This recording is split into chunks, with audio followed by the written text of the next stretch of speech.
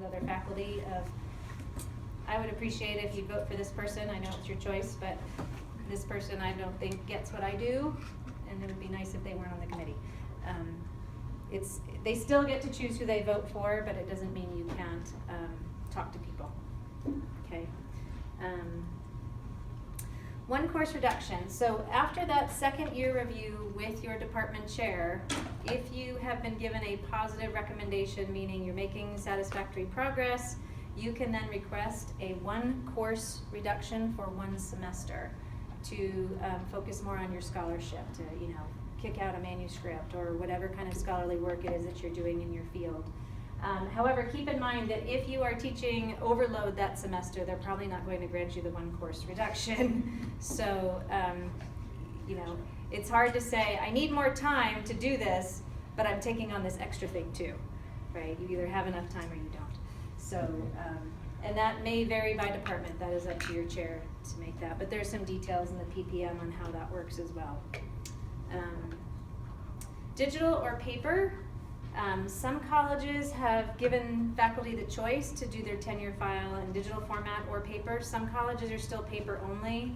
That may change this year in your college, so I would pay attention to that conversation. If you have a choice, I would highly recommend digital. It's easier for everybody. You have a digital backup of everything as opposed to a paper file. I remember thinking about, okay, I've just dropped off my tenure box. When I did my 6th year, it was all paper.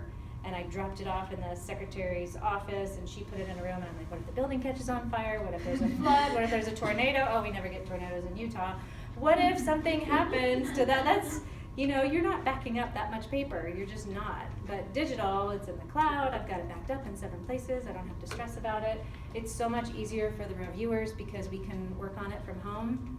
Our college is split across campus, so when I'm on the college tenure committee, if somebody has a paper file, I have to hoof it around campus, all the way across campus, set up a time with the secretary to let me into a locked room where all the files are boxed up and sit there and go through it, and I'm going home at 3, okay, I gotta come back tomorrow and finish it up again. It's a pain.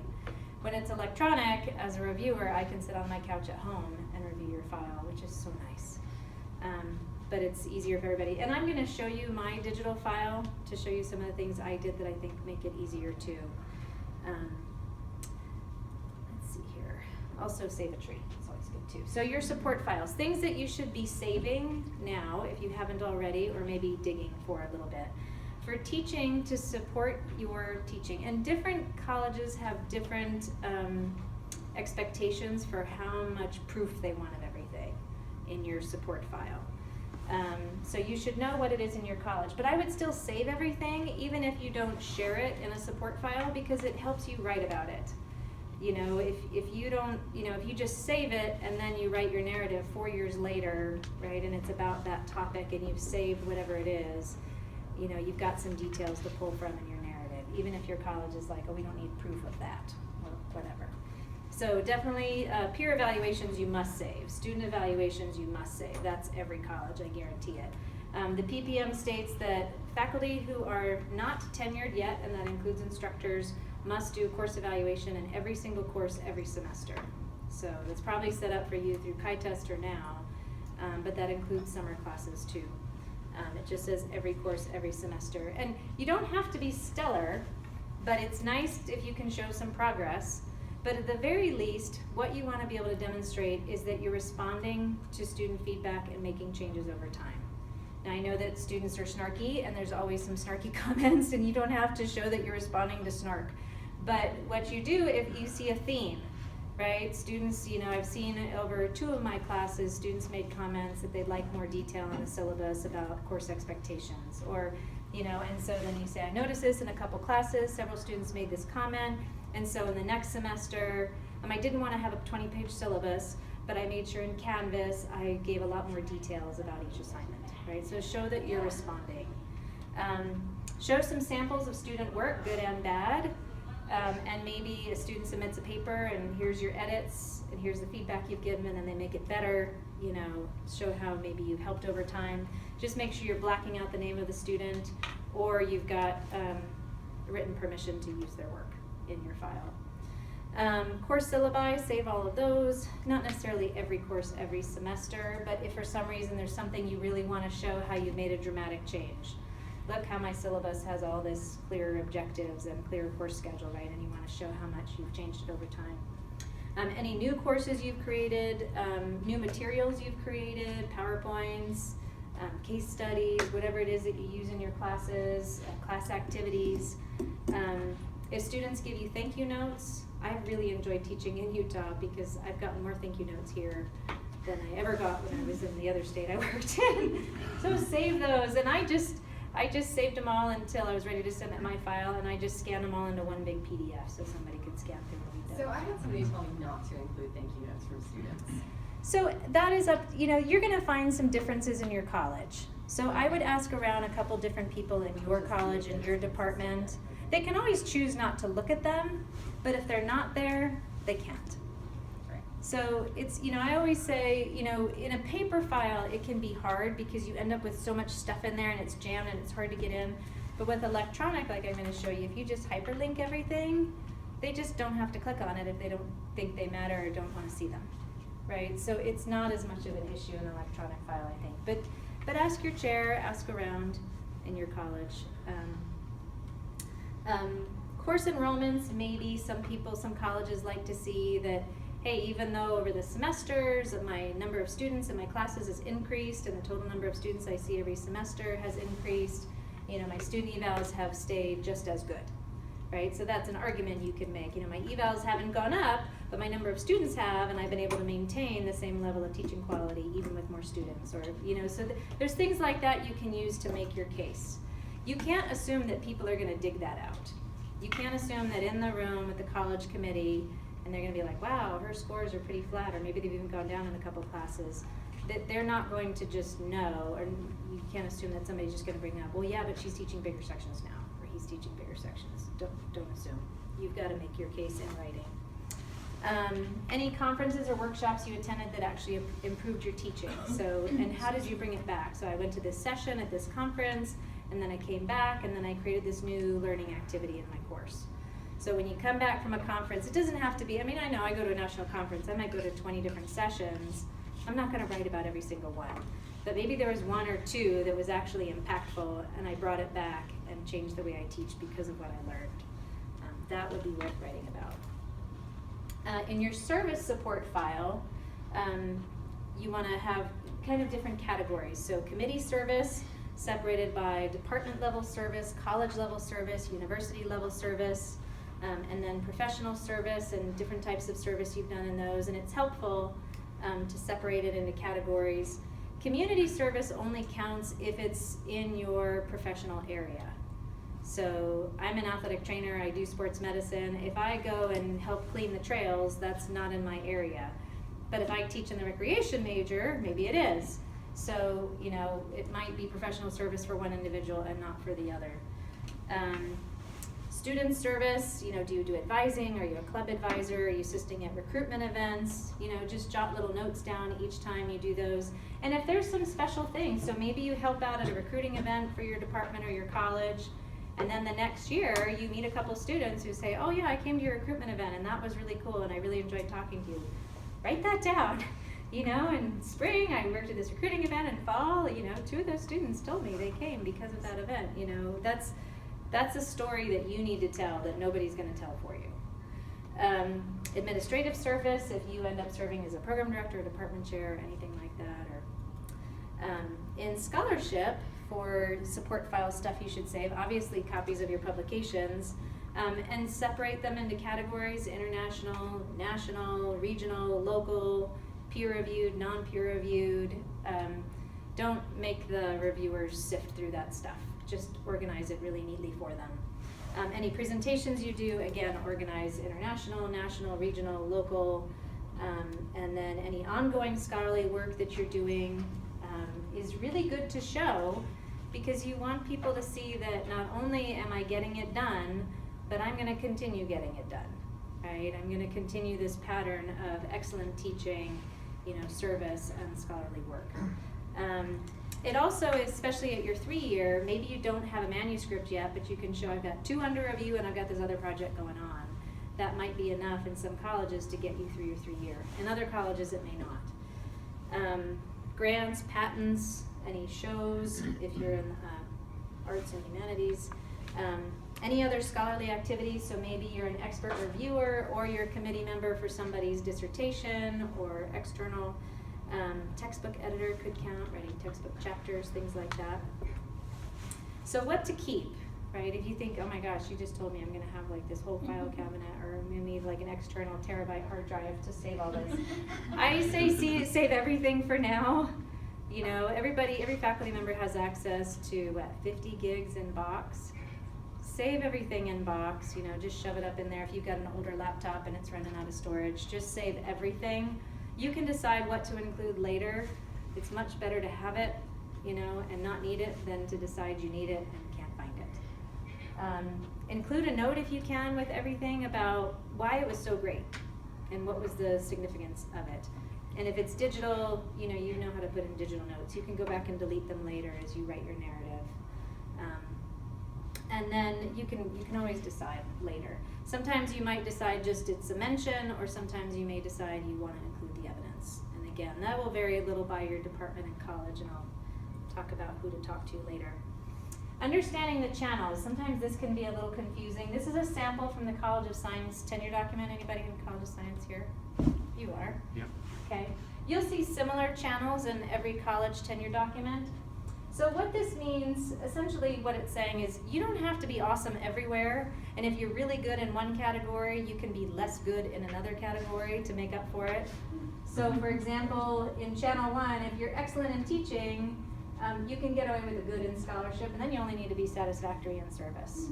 Okay, but let's say you're awesome in service. If you're excellent in service, well, that gets you out of a little bit of scholarship, and then you only have to be good in teaching.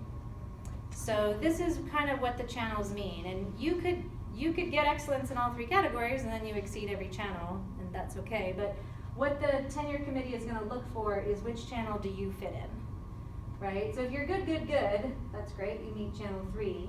But maybe if you're rated as an excellent teacher, you can get away with less scholarship.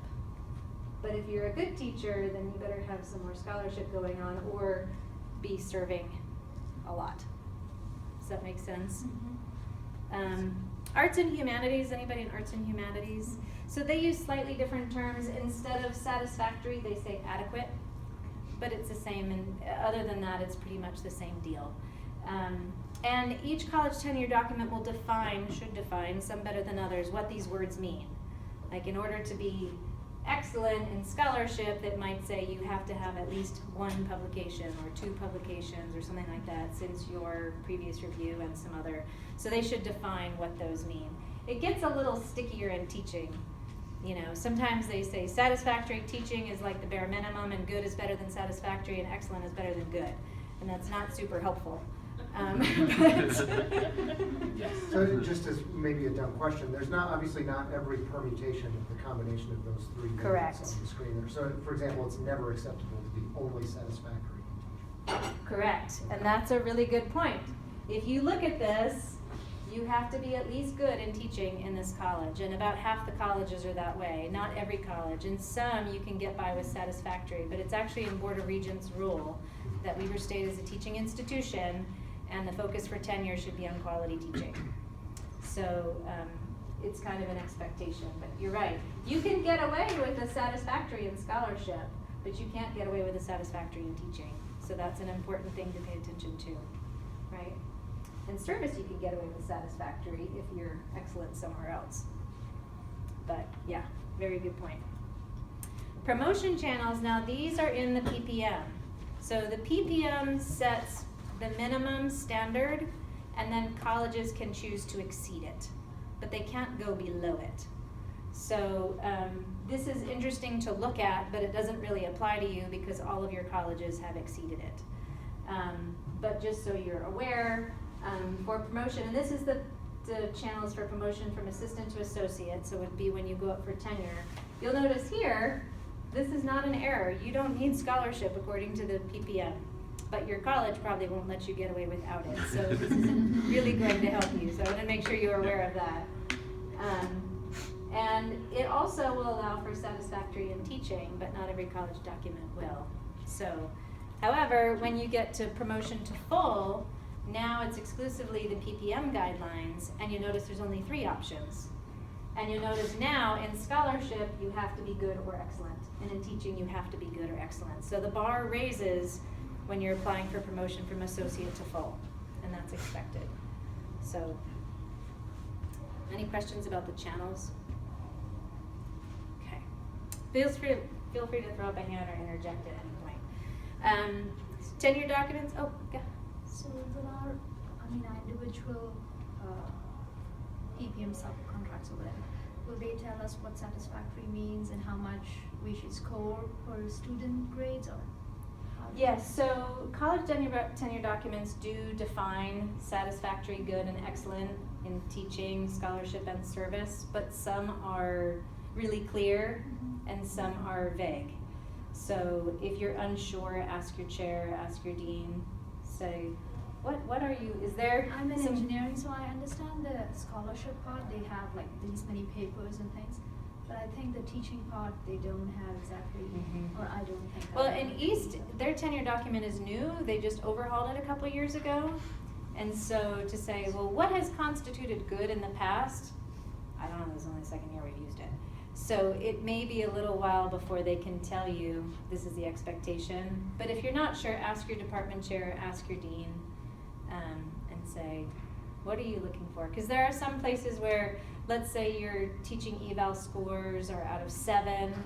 In order to get it good, there's kind of an unspoken rule, unwritten rule that they like to see everybody at least a 5, but other colleges no. And then there's actually some lawsuits going on right now that say that teaching evaluations are totally biased against women, and they aren't really a good reflection of teaching quality, right? I mean, how many of our students took pedagogy courses to learn how to evaluate pedagogy, right? And they're judging us on our pedagogy. And right? what about So- a professor that might bribe them or something, or always bringing candy? Or Oh, something like that? right. Yeah, and we know grade inflation has a Yeah, grade positive impact inflation. on student evaluation. So yeah, I think we're going to start seeing less emphasis on what that number is.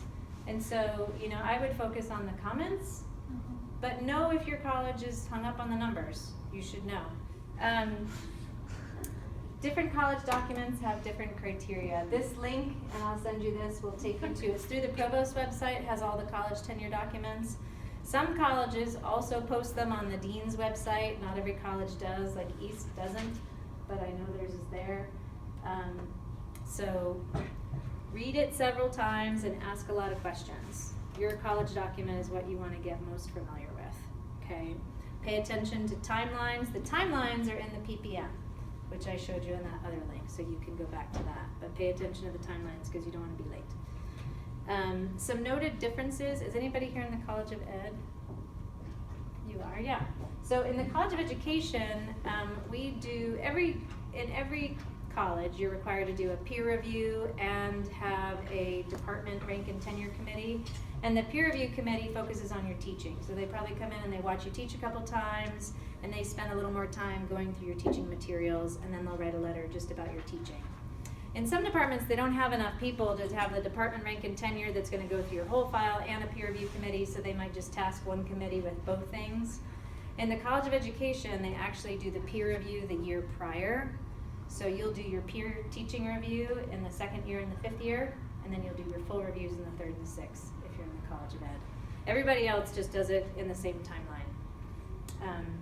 But I kind of like it the way Ed does it because the teaching part, and anybody will tell you, is the most arduous to put together. It's easy to say, I've written these 5 publications and here's a copy of the article. It's a lot harder to prove you're a good teacher, prove you have mastery of your content area. It's just harder to do. It's harder to write.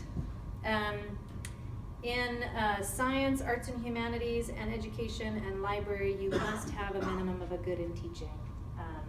And that may be in a couple other documents too, because there have been some recent changes.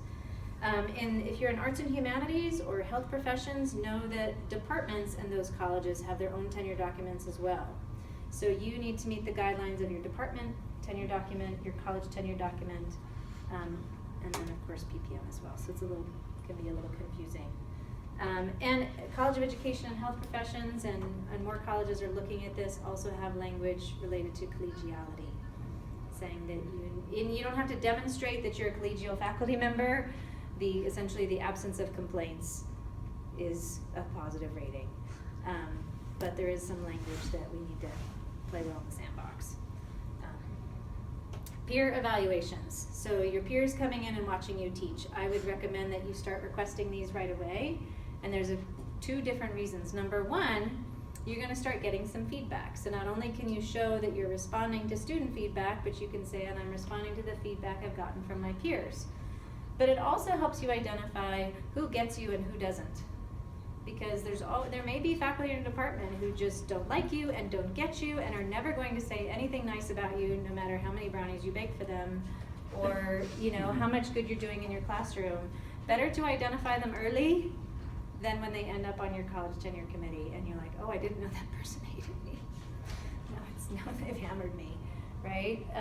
So I think they're both good reasons. But it also helps you identify some champions, some people who are not afraid to give you some honest feedback, which is good, right? You don't want just cheerleaders, and then you get to the third year, 6th year review, and you get hammered because you've surrounded yourself with yes people, right? So you want somebody who's going to give you some honest, constructive feedback, who's willing to sit down and share it with you. That's also valuable to know who those people are, because then you can go to them for advice as well. Choose a mentor or a model. So after that first round of teaching evals, maybe you found somebody who is that supportive person. And then I would also ask your chair, say, who's a good model to follow? Because they're not always the same people, but they might be. Sometimes you find this happened in the College of Science. I share with a faculty member who's not renewed after their 3rd year review, that he had gone to some senior faculty in the department for advice, and those faculty said a lot of things like, oh, it's just a stupid hoop you have to jump through, don't listen to them. And had he gone to the chair and said, who should I follow as a model, he probably would have steered him to some different people, but didn't ask his chair, listened to that advice, had no scholarship at 3rd year, had no scholarship at 4th year, and was bade farewell after his 5th. So didn't get to 6th year, but he was just following the wrong advice. So it's good to go and talk to your department chair and some other people and say, who was respected in this process recently? Who put together a good file? Who should I follow as an example? And make sure you're following the right Pied Piper. And I will share too, I put a note on here, I'll send to Colleen. There's a mentoring article about how to be a good mentee and how to choose a good mentor that I think is useful too. So I'll send that to Colleen as well to post. So the narrative, which I've mentioned a couple times already. You have to use the autobiographical form found on the provost website. Everybody in the university. So there's not a college narrative form. There's a college tenure document, but the narrative is the same for everybody no matter what. And you have to use this form. There have been people that got bad reviews because they just wrote their own narrative, and you don't get to just write it how you want to. You have to follow this format. So you go to the link, it's on the provost website again, and follow that. There's a sample on there too of one completed that kind of shows you, like, if you look at something, I think the one that's always hard for me is like mastery of content matter, mastery of subject matter. Like what kinds of things would I put there to demonstrate? Well, you can look at the sample narrative and see what kinds of things they put there. That's helpful. Like a PhD in this area does not count. So I would suggest begin now and then just work on it every semester and keep it in electronic form. Even if your college, like I said, is paper now, by the time you go up, if electronic's not an option now, it might be by the time you go up for review, so you'll be happy if you've got everything electronic.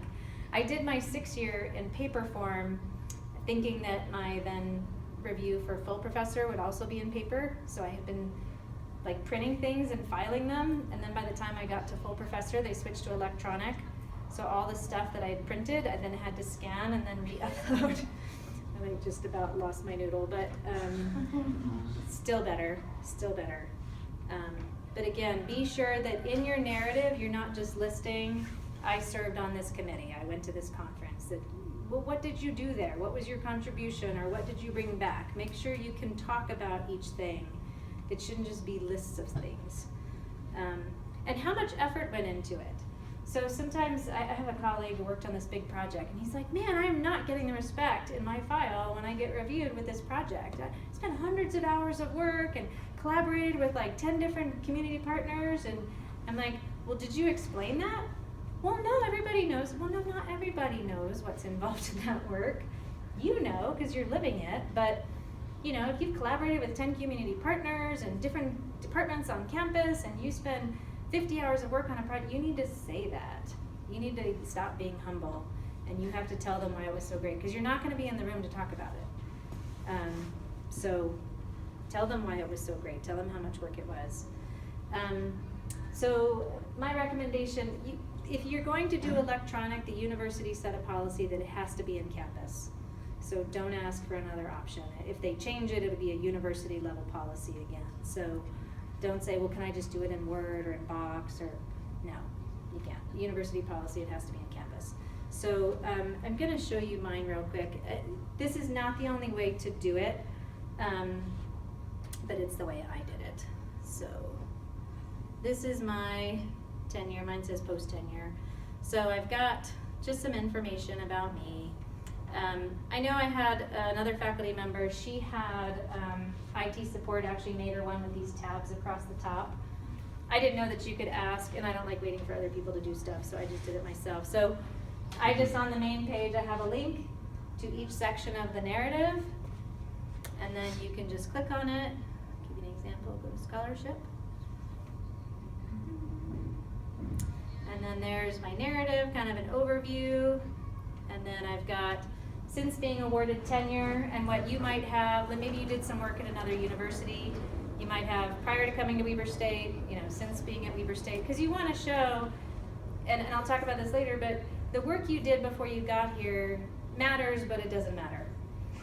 So it matters in that you can say, I've always been scholarly, and I've always served my profession and my university, and here's how I've continued to do it since I got to Weber. But if you need 2 publications for a certain rating, publications that came out before you got here probably won't be counted. So just be aware of that. But so I've got my narrative and I've got my stuff here, and then I've got just hyperlinks. And it's so nice. It's nice for me because I know if I'm missing a hyperlink on something, I forgot to upload evidence. So it shows me I've got something for everything. And it also shows the committee. They can still spot check, but if they see a hyperlink for everything, they know I have evidence of everything. For my stuff, for prior to be awarded tenure, going up for full doesn't count, so I didn't add hyperlinks. But if I had done it electronically the first time, I would have probably just leave them there, but since they weren't gonna count for me, I just took them out. So I've got this separated, and this is the format for the narrative. So scholarship is Roman numeral 4, A is peer-reviewed scholarship, and then B is scholarship not subjected to peer review. You know, just use the headings as they go.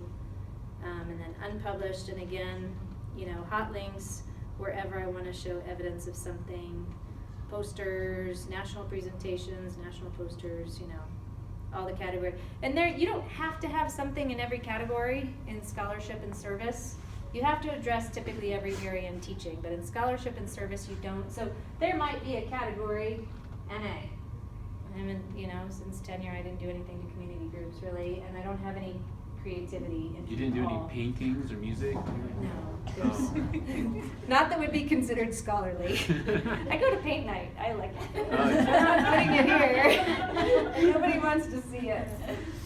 So you may have nothing in some categories, but it's nice because you can put different files. So like for grants, you know, you might have, you know, this is the grant application, and then this is the award letter, you know, so people can see what you got. It just makes it nice. I reviewed a couple files a couple years ago for some faculty when we first started doing this, and they relied on the file structure in Canvas. So, and this is the way it used to be done, and you might still have to do it if your college is forcing you to do paper. So instead of having a hyperlink, you say C scholarship B2 C3 Roman numeral 4 or something like that.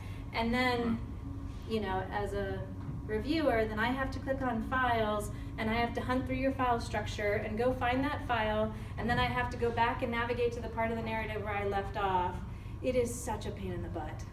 And, you know, I'm just like, please don't do that to people. I just, you know, I think there's some fear. You know, some people are like, well, what if somebody steals my stuff? Well, we have a professional responsibility not to do that.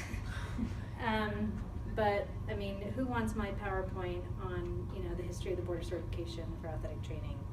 Nobody except my colleagues, and I'd share it with them anyway, so who cares?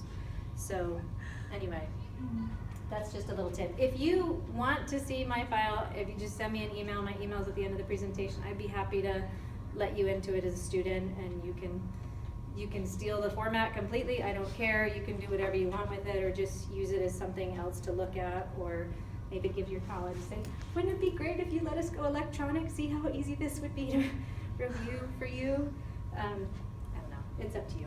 But if you have to go paper, then you're gonna have to go CB23 service, yellow folder. It's annoying. But, so attending conferences, I mentioned this before. This may count in your scholarship, or it might count in your service. So maybe you went to a conference and you came back with a research idea, right? So then maybe you want to mention that in scholarship. Or maybe you went to a conference and you came back with a teaching idea or a service idea. So it could go in different places, you know, depending on, you know, what you used it for. But reflect on what you learned, write about it, and save the program. If you were a presenter, maybe just scan the cover of the program and then scan, you know, the page with your name on it. And same thing, even if you're forced to do the paper box, just photocopy those 2 pages, because sometimes people put in these big proceedings books, and then your folder's so jammed and people can't get stuff in and out, and it's just nicer if it's easier. Work prior to Weber State, I mentioned this already. You know, yes, it matters to show a pattern of behavior, but it doesn't necessarily count in your bean counting. Collaborative work is highly encouraged.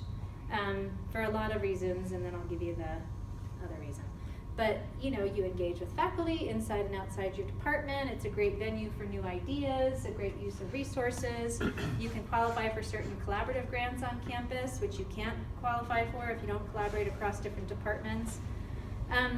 But also, as I mentioned, you are not going to be in the room when they're reviewing your file, right? And sometimes this project, maybe you didn't do a great job of saying how impactful it was, or how much work it was, or the journal that you published in, that is the premier journal in the field with like a 5% acceptance rate, or whatever it is you've done that's so great. But if you've collaborated, and there's maybe somebody from that project in the room, they can say, whoa, whoa, whoa, you need to give that project more credit than you're giving it, because that was a ton of work. I helped with that. I was on that project with that person. Right? So collaborating can help you in the process, I think, too, for a lot of different reasons. But and then those faculty could maybe write letters of support about your role on the project and how much you did and how impactful it was, as opposed to just you tooting your own horn and saying, this project was awesome, right? Somebody else can write about how awesome it was. When you're sharing student work, make sure that you clearly delineate it with student work. There are different philosophies on this. Weber State definitely values undergraduate research, but depending on your college, who's on the committee, it can be dicey of whether or not you can count a student undergraduate research project as scholarly work. So if you're not sure about that, have a heart-to-heart with your chair. In some colleges, absolutely. As a university, we absolutely should, but sometimes it doesn't get the recognition that it needs. And if you really think it should, if you're like, no, this was my scholarship, and I invited a student to help me on my project, make that clear in your narrative. This was my scholarly project that I invited an undergraduate student to help me with. Otherwise, if you don't say that, they might think it's a student project and you just kind of mentored them and gave them some advice, and it's really the student's project, and why are you trying to take credit for that? So make the case. Does that make sense? There are grant monies through OUR for student travel, for student research, and also now for faculty travel to present with students. That's a new thing just this year, which is pretty cool. There are some funds available for grad students to present their research as well through Office of Undergraduate Research, because it is partially supported by student fees that grad students pay too, just so you're aware in case you're working with grad students. Cross-listing activities. Sometimes people say, you know, you do this big project and you have to decide which bucket to put it in. Is it scholarship, is it teaching, or is it service? But sometimes you have this multifaceted project that's really more than one thing, right? So maybe you're doing this community outreach project and you brought your students in and you go with them, right? And you could say, well, that was teaching. right? Because I was teaching my students about the world through this community service project, but it's also community service, right? We actually serve the community. We actually added language to the PPM last year saying that yes, you can double dip, but you have to make the case how it fits both categories. And know that in your college there may still be some people who aren't super excited about that, and you may need to show them that section of the PPM, or you might need to just pick a bucket.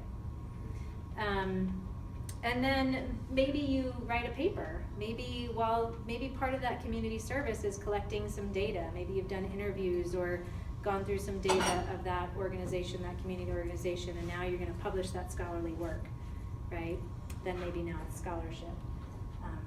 So anyway, you can double dip, but don't sneaky. You know what I mean? Make sure you mention, this is, I'm mentioning this in my teaching, but I've also noted it in community service, or I've also noted it in service, or this is in my teaching, but I've also made note of it in my scholarship because. So just own that it's in both places. Don't try to sneak it through, or people, then they get really suspicious. Sad slide, failure to achieve tenure. So typically at the 6th year, what would happen is you'd be given a 1-year terminal contract.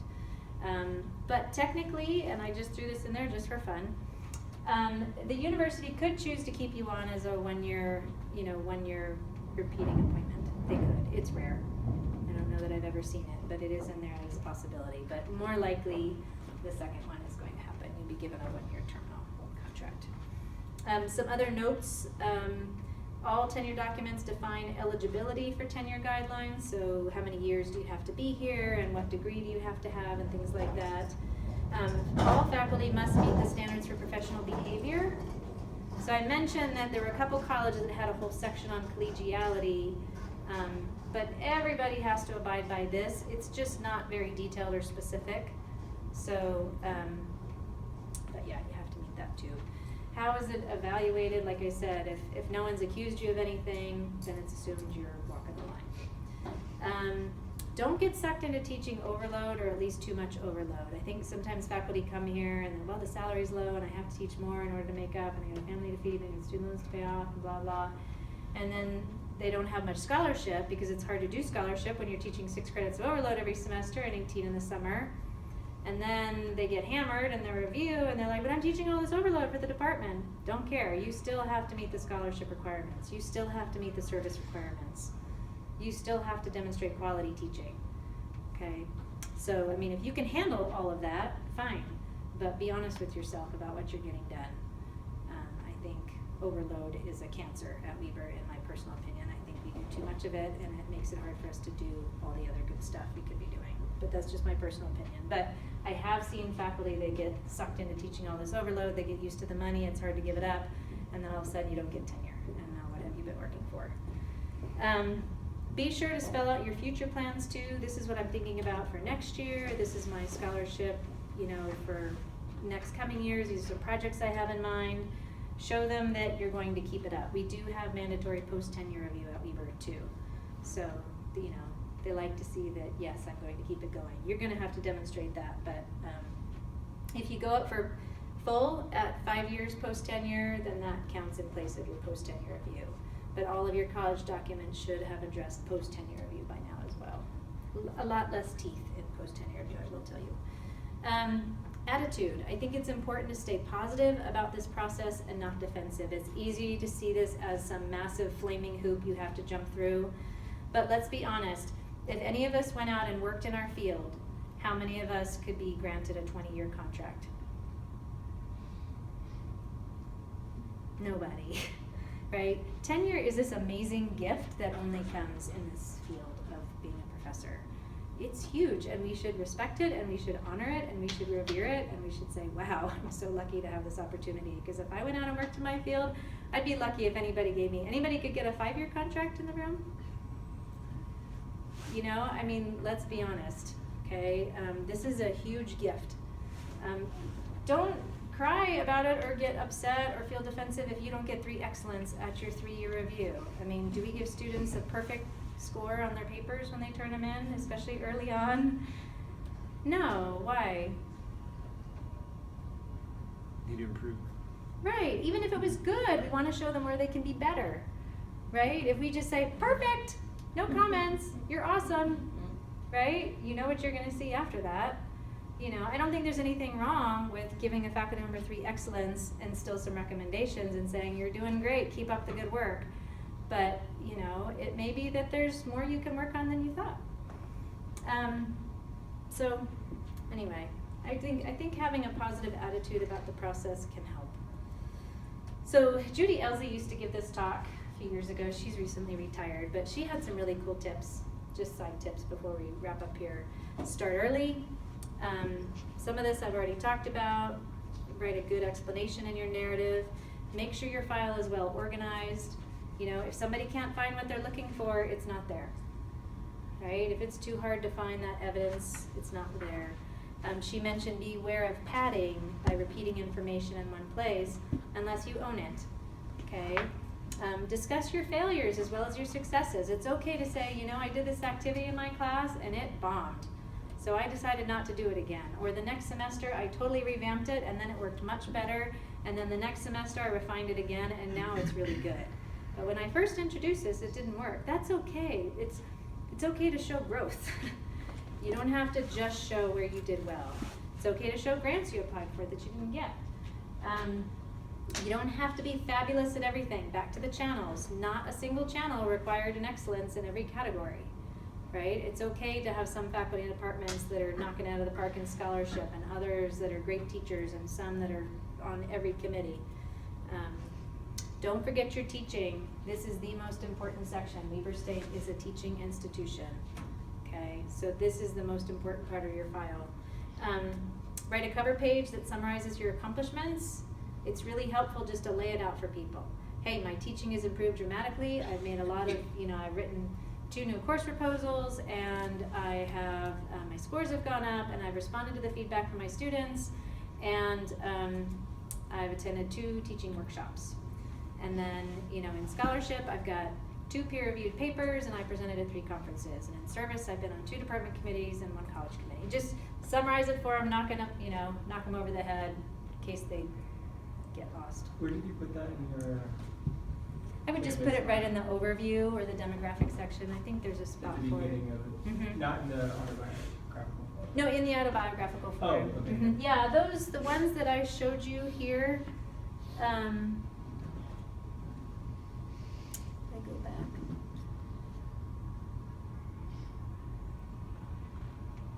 So the overview and demographics are part of the autobiographical form too. Okay. Some people might just choose to put it right here. I'm just gonna knock you over the head with it. I've got 2 peer-reviewed publications. I wanna make sure nobody misses that. So I'm just gonna knock you right over the head with it.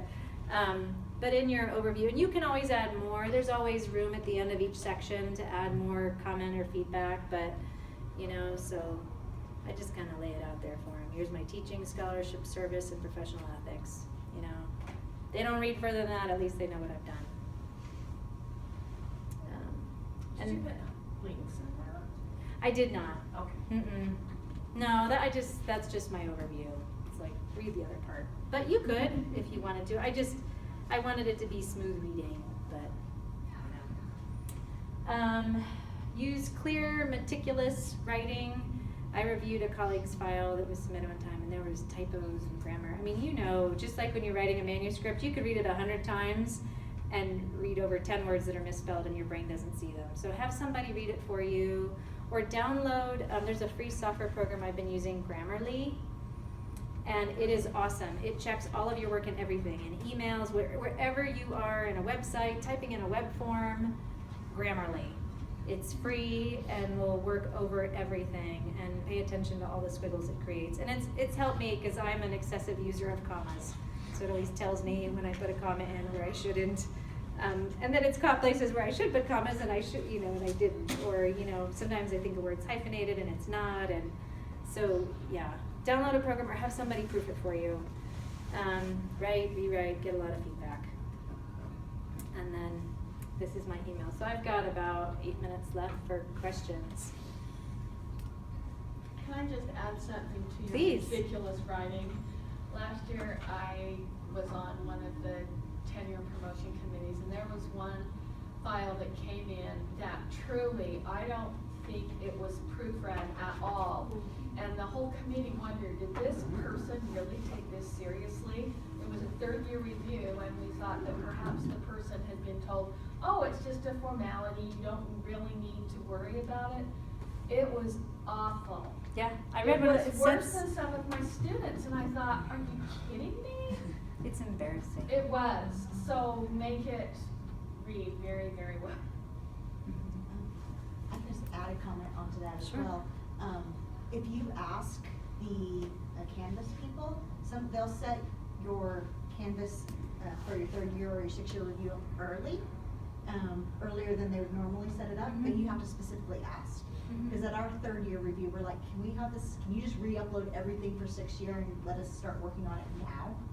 And that could save a lot of time. I wish I would have done that before my 3rd year. Absolutely. And a lot of departments have you do that 1-year thing.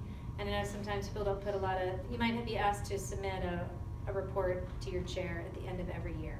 So what have you been doing in a much smaller format? That's a really good time to go above and beyond what they're asking for. Because I'll tell you, when you go to write that 3-year, and you can pull out the 1 and the 2-year reports you've written, it's so helpful. You'll be amazed at how much you've forgotten.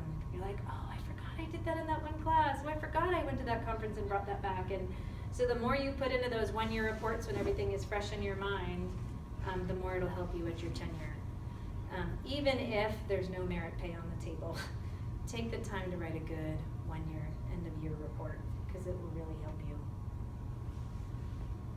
You mentioned merit pay just now. What is that? So occasionally, if we have enough money in the budget or the legislature gives Weber State enough money at the end of the year, faculty members, sometimes are given across the board raises, like everybody gets a 2% raise. And then sometimes there's also a certain percentage of money that's available for merit. And that's typically determined by your dean and you're in consultation with your chair. And so if you had a great year and you did a lot of stuff and you submitted a great report and there's a lot of good stuff in it, in addition to your 2% increase across the board, you might get another 1 or 2% raise. Sometimes there's money for merit. It's not frequent. I think it's happened 2 or 3 times since I've been here, and it's never a ton of money. But it adds up, right? Because it goes to your base, and that goes to your 14.2% in TIA CREF, and then next year when there's a percentage raise, that's on top of the base you already have, and so I think it all adds up. So it's not, doesn't always happen, but. Question about scholarship, and I'm not sure if I'm asking too detailed of a question for this forum, but I wonder about writing. You know, if I were to write an article, I know that you mentioned that collaboration is encouraged here. If I were to collaborate on an article that was peer reviewed and I was the first or second author, does that change the evaluation process since I would be the sole author on a peer reviewed article? I think if you're a lead author, it typically is viewed the same, but I would ask in your college.